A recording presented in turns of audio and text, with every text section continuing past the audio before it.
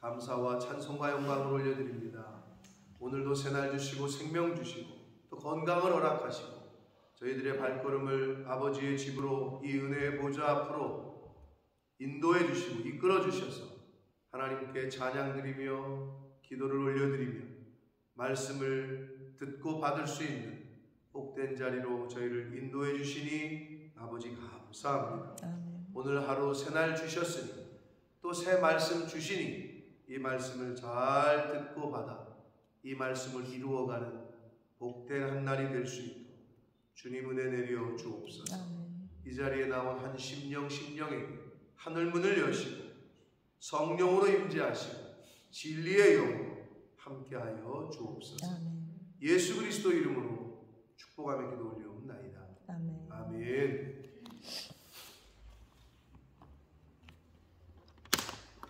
자, 7장이 시작됩니다. 7장부터 이 마지막 12장까지는 4개의 묵시가 나옵니다. 4개의 이야기가 나오는데 묵시 문학이라고도 표현하는 이 묵시라는 말은 사전을 찾아보면 암시, 암묵이라는 말과 동의어인데 우리가 흔히 말하는 계시, 감추어졌던 하나님의 뜻을 드러내는 것, 이게 계시인데 묵시와 계시는 동의어예요. 비슷한 말로 쓰인다. 그러니까 묵시 문학이라는 말은 계시 문학이라고도 표현할 수 있다는 거고, 암시되었다, 암묵적으로 할 때 같은 말이에요. 그래서 4가지의 묵시가 나와요. 즉 4개의 계시가 나옵니다. 그 중에 이제 첫 번째가 오늘 나오는 그 뇌짐승 환상에 대한 이야기입니다. 그리고 이 7장부터 마지막 장까지의 4개의 묵시 문학의 특징은 뭐냐? 가장 큰 특징이라고 할 수 있는 게 1인칭 시점에서 쓰고 있어요. 즉 다니엘이 직접 말하는 것으로 내가 보니 이렇게 1인칭 시점으로 쓰고 있어요. 그러니까 결국은 야고 누가 꿈꾼 건데 내가 꿈꾼 거야. 누가 본 건데 너 지금 하는 말이고 내가 본 거라니까 이 말은 내가 지금 하는 얘기의 신빙성을 더하는 거죠. 그래서 그 전까지는 3인칭으로 쓰다가 시점이 지금 7장부터는 다니엘이 내가 직접 본 거를 1인칭의 입장에서 기술을 해요. 그러니까 시점이 좀 전환돼 7장부터는. 그게 좀 특징이다. 자, 그리고 이 7장에 나오는 뇌짐승은 2장에 나왔던 금신상과 거의 동일한 계시를 말하고 있어요. 즉 금신상 때도 그랬습니다만은 금, 은, 동, 철과 진흙, 이게 이제 세계 역사의 흥망성쇠를 이야기한 거다. 그래서 금 머리는 바벨론이었고, 은은 메데바사였고, 동은 헬라 제국이었고, 철은 로마 제국이고, 그 철과 발가락 몇 개 진흙은 분열된 로마다, 이렇게 말씀을 드렸는데 동일합니다. 이것도 그렇게 해석을 하는데 사자, 곰, 표범, 그리고 무섭고 놀라운 짐승, 그리고 이제 그 이후에 열국시대 이렇게 나타나는데, 자, 사자는 바벨론, 곰은 메데, 그리고 페르시아, 표범은 그리스, 무섭고 놀라운 짐승은 로마 제국. 이렇게 해석을 하는 것이 거의 정통한 해석입니다. 그래서 2장과 7장은 거의 같은 그 내용을 다시 한번 반복하고 있고 언급하고 있다라고 해도 과언이 아닙니다. 계시됐고 묵시된 그 이야기 성경에 이제 특별히 다니엘서와 뭐 에스겔이나 그다음에 특히 요한계시록 신학으로 와서 묵시 문학은 상징적이고 은유적이고 해서 해석하기가 어려워요. 그런데 교회사 가운데 많은 믿음의 스승들이 또 학자들이 2000여 년 동안 계속 연구를 하고 이게 뭘 상징하는 거고 이게 어디서 유추가 됐을까 이거를 해놓은 연구의 그 근거한 것들을 우리가 오늘날 듣고 보고 있는 거라고 보시면 돼요. 자, 그래서 2장의 금은동철 그 금신상 환상과 다니엘 오늘 7장의 내짐승 환상은 동일한 그 열국의 흥망성쇠를 보여주시는 거다. 이렇게 머릿속에 이제 갖고 이제 말씀을 보시면 되겠습니다. 자, 본문으로 들어가는데, 자, 7장 1절에 보시면 바벨론 벨사살 왕 원년에 자, 6장에서 뭘로 끝이 나죠? 6장의 스토리가 벨사살의 그 죽음과 벨사살이 다리오 왕에게 죽잖아요. 5장 마지막에서. 그리고 6장이 이제 다리오의 시대 이야기였잖아요. 그럼 이미 벨사살 시대는 끝난 건데 다시 벨사살 왕 얘기가 나오고 원년이라 그랬잖아요. 벨사살 왕 원년에 그랬잖아요. 그러니까 지금 요 때는 6장이 다리오 시대가 됐는데 이미 바벨론은 망하고 약 11년 정도 전이야. 그러니까 벨사살 왕 원년 처음에 벨사살이 왕으로 등극했을 때 그때 다니엘이 꿈을 꿨다는 거죠. 다시 그러니까 7장을 기점으로 과거로 좀 돌아간 거예요. 그때 꿈 얘기를 지금 하고 있는 거예요. 벨사살 왕 원년에 다니엘이 침상에서 하나님이 주신 꿈을 기록했다는 거예요. 자, 그것에 대한 대략을 진술하기를 2절 다니엘이 진술하여 이르되 내가 밤에 환상을 보았는데 하늘에 네 바람이 큰 바다로 몰려 불더니 큰 짐승 넷이 바다에서 나왔는데 그 모양이 각각 다르더라. 사자, 곰, 표범, 무섭고 놀라운 짐승. 이렇게 지금 이 네 짐승에 대한 이야기를 합니다. 자, 4절 첫째는 사자와 같은데 사자는 어느 나라를 상징한다고요? 자, 바벨론을 상징한다 그랬습니다. 바벨론, 특히 느부갓네살 왕. 독수리의 날개가 있더니 내가 보는 중에 그 날개가 뽑혔고 또 땅에서 들려서 사람처럼 두 발로 서게 함을 받았으며 또 사람의 마음을 받았더라. 자, 처음에 사자 바벨론을 상징한다고 했고 표범, 곰 메데 페르시아, 표범 그리스, 무섭고 놀라운 짐승 로마 제국이라고 했는데 왜 짐승이라고 했을까? 아니, 왜 짐승의 비유를 나라에 이렇게 표현을 했을까? 그리고 앞에는 금신상. 앞에 그 금신상 환상에서도 그렇고 이 다니엘 7장에 나오는 네 개의 짐승에 대한 비유에서도 그렇고 금신상도 그렇고 네 짐승도 그렇고 세계 열방 제국을 상징한다고 그랬잖아요. 자, 결국 이거는 자, 하나님을 떠난 자들의 모습, 즉 하나님과 관련이 없고 하나님을 떠난 세상이 이렇다는 거예요. 뭐가? 생명이 없죠. 금신상, 신상은 금은동철이 무슨 생명이 있어요, 그죠? 그 다음에 짐승이잖아, 이거는. 자, 시편 49편에 보면 존귀 하나 깨닫지 못하는 사람은 멸망하는 짐승 같도다, 이렇게 되어 있어요. 그러니까 이 세상 열방을 짐승에 비유를 한 거예요. 즉 하나님을 떠난 자의 모습은 짐승과 같다는 거예요.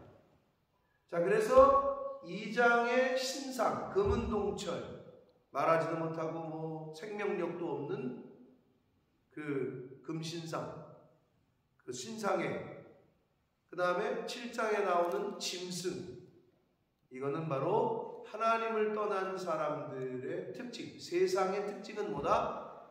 생명력이 없다. 그리고 짐승과 같다. 존귀 하나 깨닫지 못하는 사람은 멸망당하는 짐승과 같다. 그런 큰 틀의 특징이 있다. 그게 바로 세상이다. 그걸 다시 말하면 하나님 없이 하나님을 떠난 사람들의 특징이에요. 하나님의 영이 없고 하나님의 말씀이 없는 육으로 사는 사람은 짐승이죠. 우리도 인간도 의학적으로 후유류에 분류를 하잖아요. 사람이 제일 무서운 짐승이라고 그러는데, 짐승 중에 하나님의 영이 없으면 그냥 약육강식, 약한 거 잡아먹고 강한 거에게는 꼬리 내리고 도망가고 깨갱하면서. 짐승들도 잘 알잖아요. 자기보다 강한 거라는 거를 잘 알아. 자기보다 강하면 꼬리 내리고 깨갱하면서 도망친다고. 근데 인간이 그래. 약육강식. 짐승하고 똑같아. 하나님의 말씀이 없으면, 하나님의 영이 없으면 짐승하고 똑같아. 똑같은 게 아니라 짐승보다 더 무섭지. 그래서 우리가 흔히 밤에 길거리에 뭐 귀신이 무서운 게 아니라 사람 만나는 게 제일 무서워. 사람이 제일 무서워. 곰보다 호랑이보다 무서운 게 사람이야.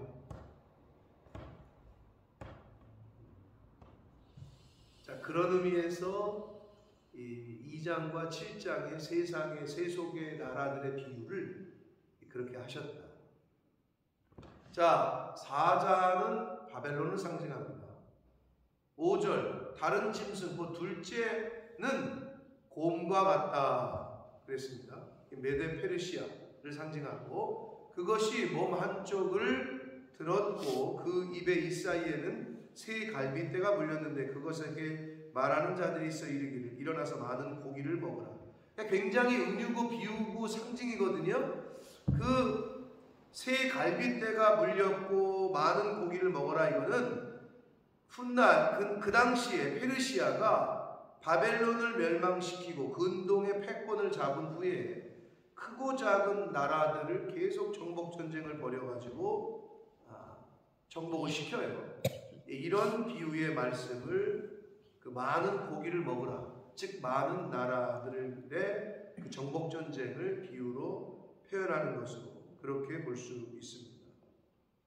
자, 6절, 그 후에 내가 또 본즉 다른 짐승 곧 표범과 같은 것이 있는데, 표범은 헬라 제국인데, 헬라 제국을 만든 건설한 사람이 누구죠?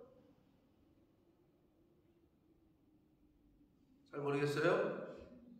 우리 인문에 강하신 우리 문병철 성도님 누구죠? 그 유명한 대왕 알렉산더죠. 이 알렉산더가 또 친근해요. 기독교와, 아니 예수님과. 어떤 의미에서 30살에 세계를 정복해요. 대단한 거죠. 근데 또 특징이 예수님하고 또 더 닮은 점이 있어. 몇 살에 죽죠? 예, 33살에 죽습니다. 예수님 공생에 딱 시작하시고 3년 공생에 33살에 요절을 해요. 그리고 또 이 알렉산더에게는 두 아들이 있었어요. 두 아들. 이제 죽고 나서, 그러면 대왕, 알렉산더 대왕이 세계 정복을 시켰던 그 강력한 중심 축이 죽자, 두 아들이 그럼 물려받았을까요? 그렇지 않아요. 두 아들은 암살을 당해요. 다 각각 다른 사람한테. 그럼 어떻게 됐을까요? 세계사를 보면 그러고 나서 네 나라로 나뉘어져요. 그게 누구야? 알렉산더의 밑에 있었던 4명의 장군들이 네 나라로 나눠가져요. 영토를. 그게 이제 세계사거든요. 나중에 이제 좀 자세히 한번 읽어보시면 되는데, 여기 성경에 뭐라고 그랬느냐? 헬라 제국, 즉 표범과 같은 것이 있는데 그 등에는 새의 날개 4이 있고 그 그 짐승에게 또 머리 넷이 있으며 권세를 받았더라. 자, 이게 세계사 가운데 알렉산더가 33세에 요절을 하고 두 아들은 암살당하고 4명의 장수에 의해서 4지역으로 분리가 됩니다. 그게 이제 여기 나오는 머리 넷이 있으며 권세를 받았다. 그래서 이 표범은 이제 헬라 제국을, 그리스 제국을 상징한다라고 해석을 합니다. 거의 그게 이제 정통한 해석이고요. 자, 그 다음이 이제 4번째 무섭고 놀라운 짐승이라고만 나오는데 7절 내가 밤 환상 가운데 그 다음에 본 4째 짐승은 무섭고 놀라우며 매우 강하며 또 쇠로 된 큰 이가 있어서 먹고 부서뜨리고 그 나머지를 발로 밟았고 이 짐승은 전에 모든 짐승과 다르고 또 10뿔이 있더라 이렇게 되어 있는데 이 무섭고 놀라운 전에 짐승보다 더 강력한 이 무섭고 놀라운 짐승은 바로 로마 가장 강력한 역대 제국 중에 로마 제국을 상징한다라고 봅니다. 자, 그런데 여기서 이제 그 뿔을 유심히 보는 중에 다른 작은 뿔이 그 사이에 나더니 그랬는데 이 작은 뿔은 일반적으로는 적그리스도라고 그냥 표현을 하는데 큰 틀에서 적그리스도다. 그런데 이제 이거를 오늘날 많은 이제 학자들이나 많은 성경을 해석하는 분들이 볼 때 이 적그리스도 작은 뿔 그냥 적그리스도. 그럼 적그리스도가 사람이냐? 아니면 귀신이냐? 여러 해석할 때에 적그리스도인데 오늘날에 뭐 포스트 모더니즘이라든지 또는 공산주의라든지 만몬주의 돈의 물질 만몬 사상이라든지 종교다원주의라든지 이런 것들 전체를 아울러서 적그리스도라고 이렇게 해석을 합니다.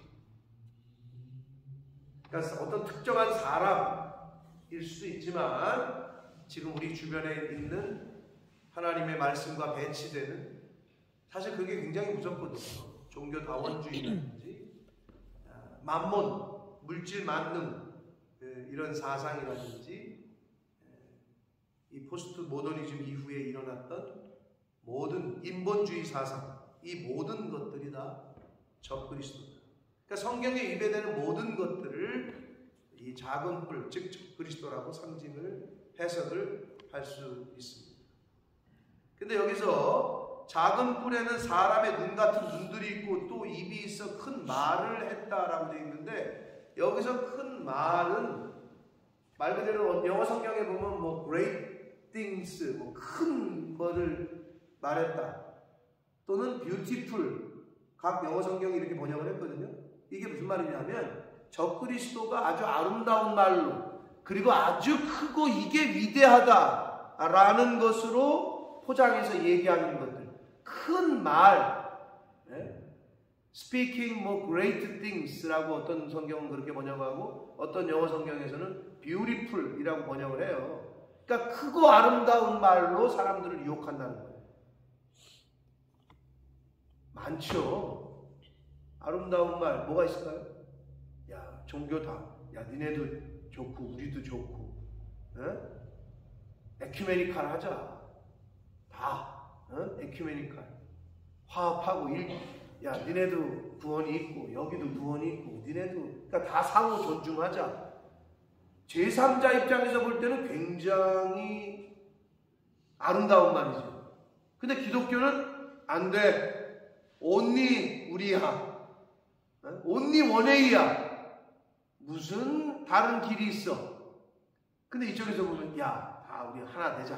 함께 뭉치자. 아름답잖아요. 화합하자고 하는데 세상으로 볼 때는 아니 화합을 하는데 근데 그들이 볼 때는 우리는 독선이야. 독선. 뭘 저렇게 흑백 논리야. 흑백이야. 흑 아닌 백이야. 근데 제3자가 볼 때는 우리는 굉장히 독선주의고 여기는 굉장히 화합하고 이렇게 보여지죠. 그러니까 그런 의미에서의 아름다운 말. 원문에 그 두 가지를 다 해석할 수가 있어요. 아름다운 말이라고도, 아름다움이라는 의미도 있고 굉장히 큰 위대한이라는 말이 있는데 그 의미가 뭐냐? 적그리스도가 사람들에게 그렇게 유혹한다는 거예요. 아주 위대한 것처럼, 아주 이게 아름다운 것처럼 이렇게 유혹한다. 그게 에큐메니칼 운동이고 그게 종교 다원주의고 얼마나 좋아. 상호 존중. 우리도 니네 종교 존중할게. 니네도 우리 종교를 존중해. 이거 아니에요. 다원이라는 게. 근데 말세에는 그게 더 계속 강조될 거예요. 동방 예의지국이었던 대한민국이 서울시청 한복판에서 빤스만 입고 말이야. 팬티를 입고 뭐 학문 성교를 안 아파요. 이런 말을 하는 나라가 될지 어떻게 알았어요? 이 양반의 나라가. 근데 그게 문화예요. 그게 아름다움이네. 성소수자라는 이름으로 그걸 다 존중해야 됩니다. 영국에서는 큰일 납니다. 이런 말을. 이렇게 설교했다가는 바로 수를 당해, 고소를 당해. 영국에는. 근데 우리나라는 아직 버티고 있습니다. 이 차별금지법은 지금 정치권의 굉장한 이슈고 핵심인데, 근데 흐름으로 봐서는 결국은 될 겁니다. 결국은 될 것 같은데 얼마나 버티느냐. 근데 결국은 될 것 같아요. 간통죄 폐지시킨 것처럼.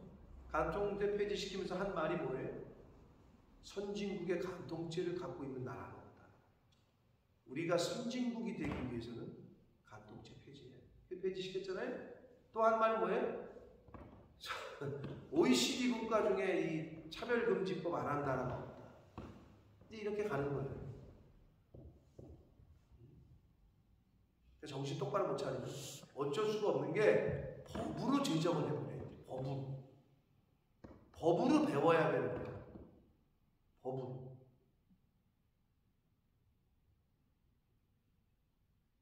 근데 어쩔 수 없죠. 세상법에 그러니까 뱀같이 지혜로워야 돼요. 비둘기같이 숨겨라.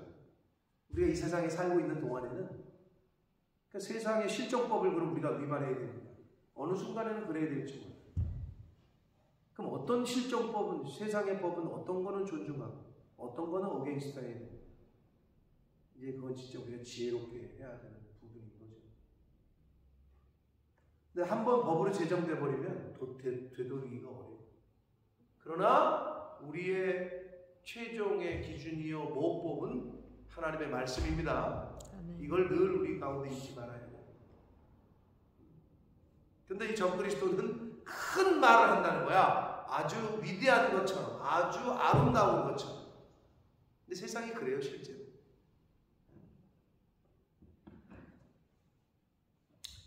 자, 이렇게 네 가지 짐승에 대한 이야기를 했고요. 사자, 바벨론, 곰, 페르시아, 표범, 헬라 제국, 무섭고 크고 무서운 놀라운 짐승 로마 제국. 그러고 나서 9절부터는 이제 하나님 천국에 대한 이야기를, 환상을 본 걸 이야기하는데 9절, 내가 보니 왕자가 놓이고 옛적부터 항상 계신 이가 좌정하셨는데, 옛적부터 항상 always, 항구여일, 늘 항상 계신 이는 하나님밖에 없죠. 스스로 항상 계신, 존재했던 분, 오직 하나님 한 분밖에 없단 말이에요. 그러니까 여기서 옛적부터 계신 분은 하나님을 말씀하고, 하나님이 좌정하셨는데 그의 옷은 희기가 눈 같고 그의 머리털은 깨끗한 양의 털 같고 그의 보좌는 불꽃. 여기서의 보좌는 특별히 심판의 보좌, 심판의 보좌를 의미합니다. 불꽃이요 그의 바퀴는 타오르는 불이며 불이 강처럼 흘러 그의 앞에서 나오며 그를 섬기는 자는 천천히요 그 앞에 모셔 선 자는 만만이며 심판을 베푸는데 책들이 놓였더라. 근데 여기서 일반적으로 이 책은 자 우리가 흔히 그냥 알고 배운 교회 학교에서 배운 천국에는 김경희 집사님 천국에 성경이 있어요 없어요? 성경책 없어요? 왜 없지? 성경책 이은진 집사님 천국에 성경책 있어요 없어요? 있을 것 같아요 없을 것 같아요? 없을 것 같아요. 그래서 그렇죠. 일반적으로 그렇게 말합니다. 천국에 성경책 있지 않을까요? 근데 있지 않을까요? 말하는 사람들이 없단 말이에요. 왜? 없을 거라고 우리는 모르지만 아니, 말씀 자체가 하나님이시니까 그러니까 없을 거다 이렇게 얘기하는데 근데 다른 책이 있대. 무슨 책이 있죠? 천국에 몇 권의 책이 있대? 2권. 2권이라고 얘기를 해요. 일반적으로 왜? 생명책과 행위록.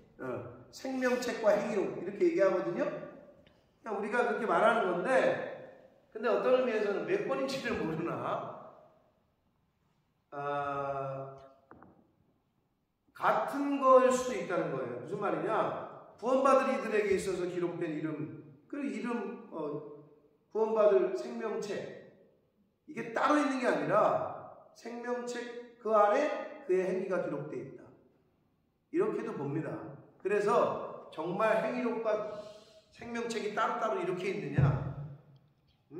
아니면 책 한 권을 표현을 할 때 생명책, 행위록 이렇게 표현하느냐? 근데 여기서 심판을 베푸는데 책들이 놓였다 이렇게 되어 있잖아요.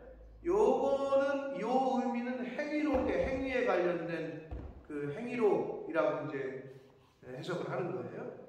왜냐하면 심판에 관련된 책이라 생각 때문에. 근데 한편으로는 예수 믿는 사람들도 심판을 받는데 우리는 어떤 심판이에요? 상급에 대한 심판인 거죠. 상급에 대한 심판. 믿지 않는다. 그러니까 십자가는 늘 얘기하지만 2가지 의미가 다 있다고 그랬죠. 구원과 심판의 의미가 다 있다고 그랬잖아요. 그것처럼 이 책도 생명책, 행위록 요거를 그런 관점으로 해석을 해야 되지 않느냐 하는데 여기서는 심판을 베푸는 책, 그래서 행위록에 가까운 의미로 해석을 해야 되지 않느냐 이제 그렇게 말을 하는 거예요.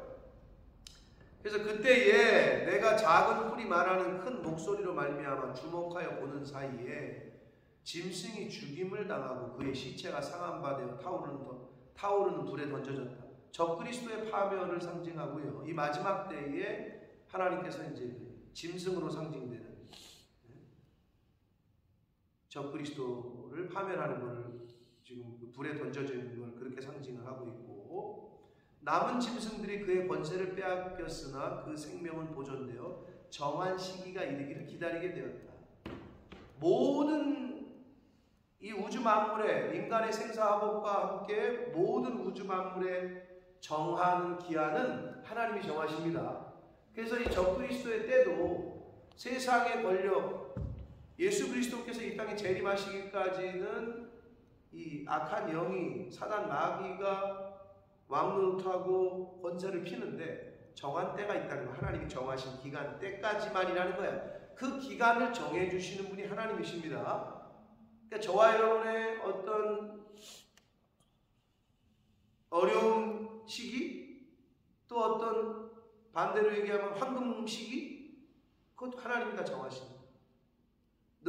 바벨론의 느부갓네살 왕 때 아주 전성기 그것도 정하시고 바벨론 제국의 정한 때 헬라 제국의 정한 때 이것처럼 모든 기한을 하나님이 정하시는데 이 적그리스도에 대한 것도 언제까지 영원히 활개치지 못한단 말이에요. 그것도 하나님이 정하셨고 그거를 기다리게 하셨다. 내가 또 밤에 환상 중에 보니 인자 같은 이가 신약 성경의 인자가 누구를 뜻하죠?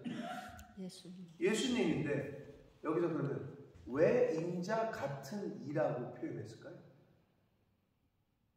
인자면 인자지. 예수님을 말하는 거거든요.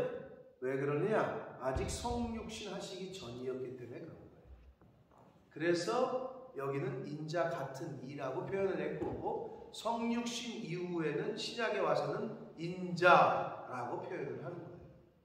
자, 그래서 여기서는 인자 같은 이는 예수 그리스도를 말한다. 인자 같은 이가 하늘 구름을 타고 와서 옛적부터 항상 계신 이에게 나아가 그 앞으로 인도된다. 하나님 앞으로 인도가 됐다는 거고, 그에게 권세와 영광과 나라를 주었다. 하나님이 예수 그리스도에게 권세와 영광과 나라를 주고 모든 백성과 나라들과 다른 언어를 말하는 모든 자들이 그를 섬기게 하였으니, 빌립보서 2장 5절에 있는 이하에 있는 말씀처럼 모든 무릎을 예수의 이름 앞에 무릎을 꿇게 하시고, 그 말씀이 생각이 나게 하는 말씀이죠. 네? 모든 자들이 그를 섬기게 하였으니 그의 권세는 소멸되지 아니하는 영원한 권세요 그의 나라는 멸망하지 아니할 것이니라. 아멘. 이렇게 말씀을 하고 있습니다. 그래서 예수 그리스도 메시아에 대한, 하나님과 예수님에 대한 천국을 바라보면서 그 환상을 다니엘이 하나님 그리고 인자 같은 이 예수 그리스도, 그리고 하나님께서 그 예수 그리스도에게 나라와 권세와 영광을 다 주고 모든 사람들이 그 예수님에게 경배하고 하는 것, 그리고 그 권세가 영원한 권세고 그의 나라가 멸망하지 아니할 것이다 라는 것을 다니엘이 환상 중에 본 것을 지금 말하고 있는 거예요. 자, 인간은 피조물은 유한합니다. 무한함이 없어요. 모든 피조물은 유한해요. 정해진 기한이 있어요. 사용 기한. 여러분 음식도 유통 기한 보잖아요. 유통 기한. 나의 유통 기한은 언제까지입니까? 잘 모르지만 하나님 큰 틀에서는 정해 놓으셨죠. 강건하면 몇 세라고? 강건하면 몇 세라고요? 80이라고 그랬잖아요. 근데 사실 요새 무슨 80 넘어섰죠. 100세 시대가 됐죠. 그래서 일반적으로 120세로 또 맞춰서 보는 사람들이 있는데, 자, 하나님이 정하신 유통기한이 있어. 우리는 잘 모르지만 그 유통기한이 다하기 전까지, 유통기한이 지나면 어떻게 돼? 유통기한 지난 빵이나 지난 음식은 어떻게 해? 버리고 폐기시키잖아요. 하나님이 정하신 기한까지 후회 없는 인생을 사시기를 축복합니다. 아주 죽기 전에 이제 막 유통기한이 다 돼가지고 하나님이 부르시는 그 순간에 후회해봤자 그건 진짜 소용없는 일이고, 그때 가서 후회한 거예요. 내가 그때 좀 더 잘 섬길걸, 내가 그때 좀 더 충성할걸, 내가 그때 좀 더 잘할걸. 다 소용없죠 그때는. 그러니까 지금 잘해야 되는 거예요. 금보다 더한 게 뭐라고요? 지금이라고. 그런 말이 있어요. 금보다 더 귀한 게 바로 지금이라는 겁니다. 타임 이즈 골드라고 그러잖아요. 그 의미에서, 그런 말에서 가지친 거예요. 황금보다 더 귀한 금은 지금이다. 지금이라는 겁니다. 그 시간이라는 거예요. 바로 지금의 때라는 거죠.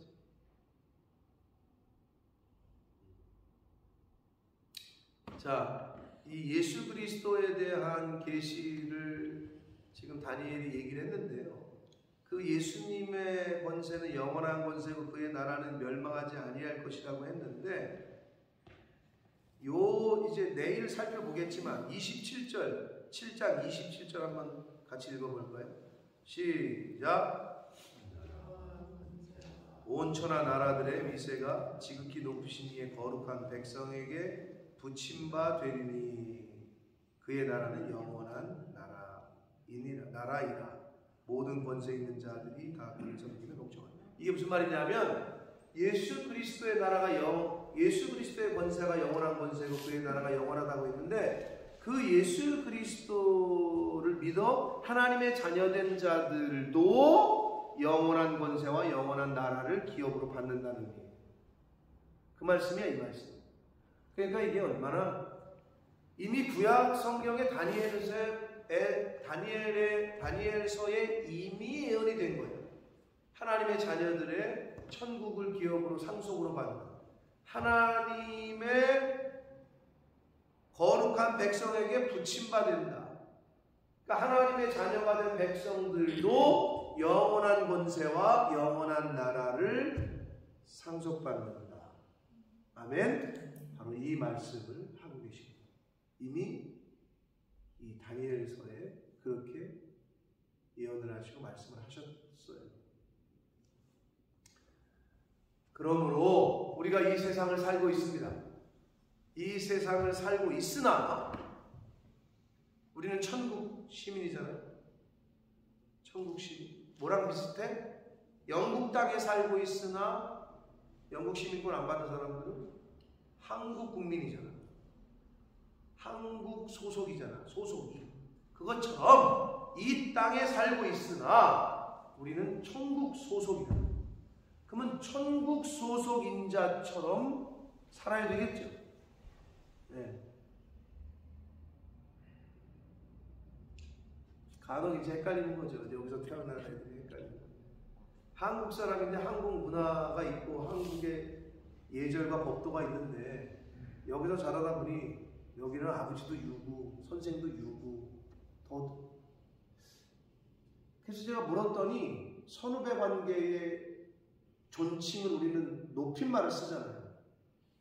근데 영어에도 그런 게 있냐? 그러니까 그런 건 있긴 하나 우리처럼 그렇게 매사의 말끝마다 높여서 쓰는 말은 똑같이 말하더라고요. 그러니까 둘이 얘기하는 거 보면 얘는 분명히 후배고 얘는 선배인데 그냥 말하는 거야. 그러니까 혼란이 오는 수도 있겠지. 이제 가끔 보면 그런 게 이제 충돌이 되는 애들이 있는 것도 같고. 그리고 한국의 어르신에 대한 예의가 있는데 예를 들면 여기는 어르신이 왔는데 예약을 안 하고 오셨네. 왜 오셨어요? 이럴 순 없잖아요. 근데 영국은 예약을 하잖아. 근데 갑자기 왔어. 아니 이렇게 무례하게 예약도 안 하고 오셔요. 어른한테 그럴 수 있어요? 우리나라는 말도 안 되는 거죠. 그러니까 그런 충돌이 온다는 거죠. 근데 우리는 예를 들면 우리가 이 세상에 살고 있으나 우리는 천국 백성으로 천국에 관련된 하나님의 말씀대로 살아가야 된다는 거죠. 이 세상에 살고 있습니다. 이 세상에 속한 자로 살면 안 된다는 거죠. 우리는 천국에 속한 자입니다.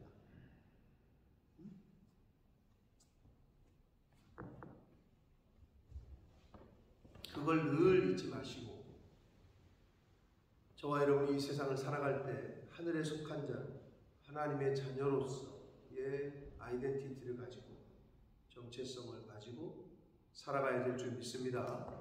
자, 그래서 다니엘서 7장부터 이제 마지막 장까지는 제가 말씀드린 대로 이제 묵시, 계시에 대한 이야기가, 환상에 대한 이야기가 계속 나오거든요.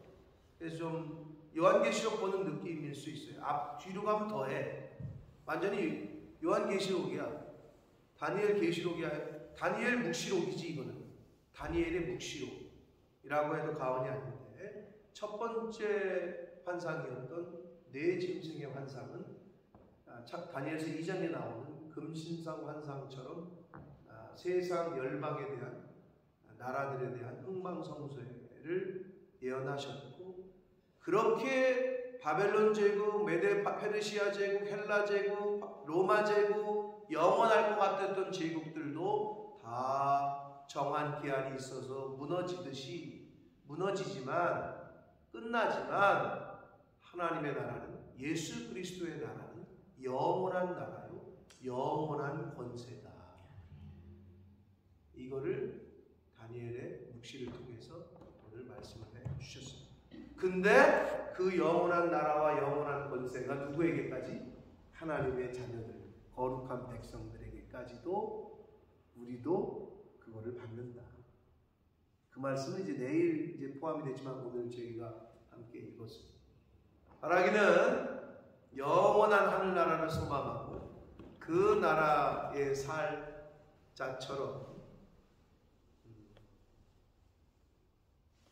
그러한 마음과 그러한 정신으로 이 땅을 살아가는 저와 여러분 되시길 축복합니다. 이 세상 건 유한합니다. 영원하지 못해요.